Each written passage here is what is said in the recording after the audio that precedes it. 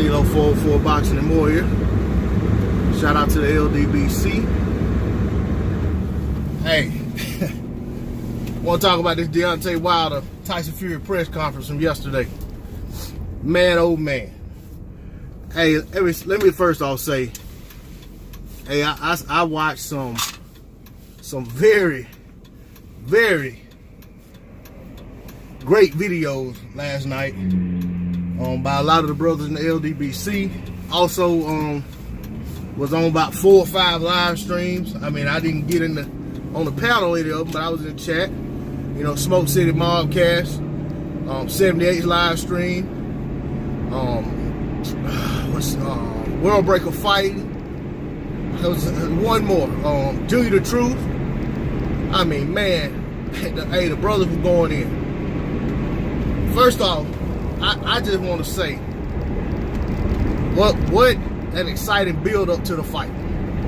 Okay, there are those out there who question whether or not this fight's gonna be exciting. They talk about, well, Fury can make it a boring fight and you win on points. Well, like, hey, I've seen at least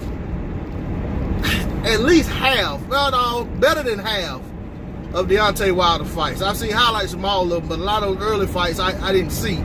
But I've seen at least a good 20, 22, 23 fights in totality. I have never seen a Deontay Wilder fight that I felt was boring. I mean, Deontay always brings action in his fights. And for the most part, his opponents bring action because they know what they have to do. I mean, they know that trying to survive against Deontay ain't gonna cut it. They go out there and they try to take him out because that's the best shot they got. But unfortunately for them, it always ended up with them on their back or the fight getting waved off. You know, Fury, yes, he makes boring fights. He's very tactical in doing so. But I never expected this fight to be dull or boring. And coming off of this presser, I certainly expect fireworks. You know, as for what I saw in that presser, I saw Fury doing everything he can to try to, you know, make light of certain situations, joke about this, try to get under Deontay Wilder's skin, as far as, you know, maybe trying to get him off his game, so forth and so on. You know, there's some out there saying, hey, he's under his skin, he got him rattled. This plays right into Fury's hand. Hey, Deontay Wilder is not Vladimir Klitschko. You know, the thing about getting Vladimir Klitschko upset and all, you know what I'm saying, rah-rah, was that's totally out of his character. We've seen Deontay Wilder get livid about things in the past, but it don't affect his performance. You know, the last time I seen, you know, you got the Ortiz fight when Wilder went ringside for Ortiz's fight, and Ortiz was calling him a bitch and, you know, all kind of stuff after he knocked out I think the guy's name was Marks. After Ortiz knocked that guy out, you know, he you know, came up on the ring, you know, to the ropes and was calling Wilder up, and Wilder got up and, you know, when it obliged him. And Wilder told him what he was gonna do to him. And regardless of how y'all feel about that 7th round, ultimately Wilder done what he told Luis Ortiz he was gonna do to him. It knocked him out. But, you know, Ortiz was meeting Wilder with some serious venom.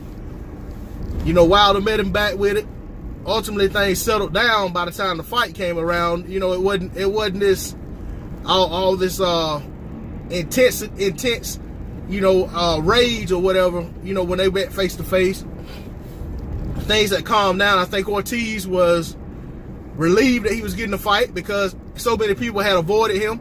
And the last time the fight was made, you know, his blood pressure medicine messed the fight up.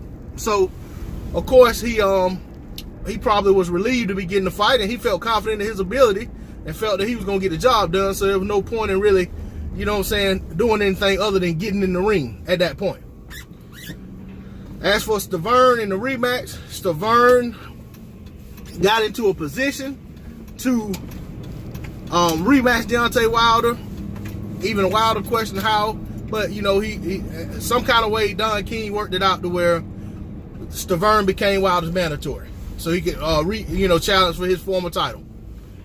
All right. We saw Bermane Stavern talking to Wilder recklessly at the weigh-in, at pressers, talking about he wanted to kill Wilder, you know, how he can't stand Wilder, so forth and so on. Remember, Stavern was the same guy who kept trying to block the Ortiz fight, basically refusing to accept that step aside, trying to force his mandatory, which I can't say I'm upset with him about that, but it was a mandatory that nobody wanted to see. You know? I mean, yeah, when the fight happened, we were all glad we saw it. What a spectacular one-round annihilation. But, you know, when you're not deserving of being where you are, that's what happens. You know what I'm saying? But he also did everything he could to get Deontay Wilder rattled and get him upset. And when he did, Deontay Wilder took it out on him in the ring. Tyson Fury has done the same thing. Wilder has tried to be respectful of this man. I think Wilder kind of pitied him because of the situations he put himself in and the path he had to go down. And he had respect for him for how he worked his way back. But I also feel like all of that may be out of the window now, because Fury has done everything he can to disrespect this man. You know, disrespect his accomplishments in the ring, his fighting ability, you know what I'm saying, his intelligence, you know, his character, type of person he is, just whatever. And Wilder done got to the point that, you know what I'm saying, enough is enough. And he got on his skin.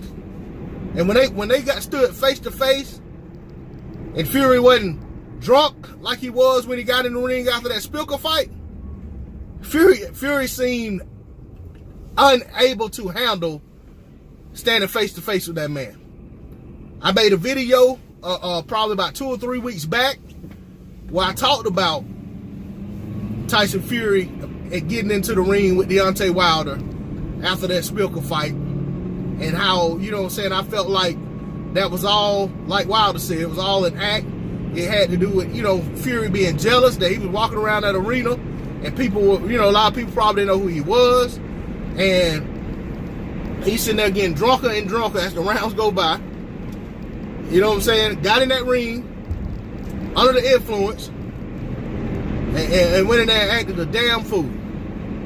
And Wilder told him then what he was going to do to him. Okay?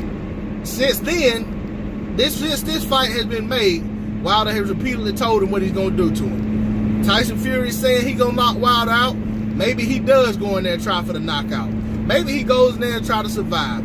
I'm of the belief that no matter what Tyson Fury does, his fate is inevitable. Tyson Fury is going to hit that canvas. And I don't know if he gets up after hitting it one time. You know, he can come with all that moxie and all that bravado and all that fake confidence that he puts on display at these pressers. But he showed real fear, in my opinion, yesterday. And I'm pretty sure he gonna still have that same fear when he walked in that ring Saturday night. I'll be glued to the TV ready to watch it. My prediction was, and still is, Fury going down inside of 4 rounds. And that's gonna be it. The thing is, Fury may have talked himself into a KO so bad that he may be ashamed to try to get back in a boxing ring again. His confidence may be shattered once more. The last time Tyson Fury got in the ring with Deontay Wilder, y'all can like it or love it. You can say I'm shortchanging mental health or whatever, but the last time Tyson Fury got in the ring with Deontay Wilder, that man wasn't seen in a boxing ring again for almost 3 years. Now, if anybody can dispute that, come right on and tell me otherwise.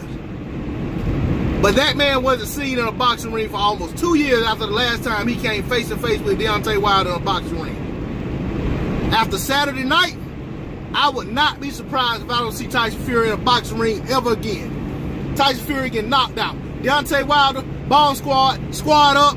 Shout out to the LDBC. I'm out of here.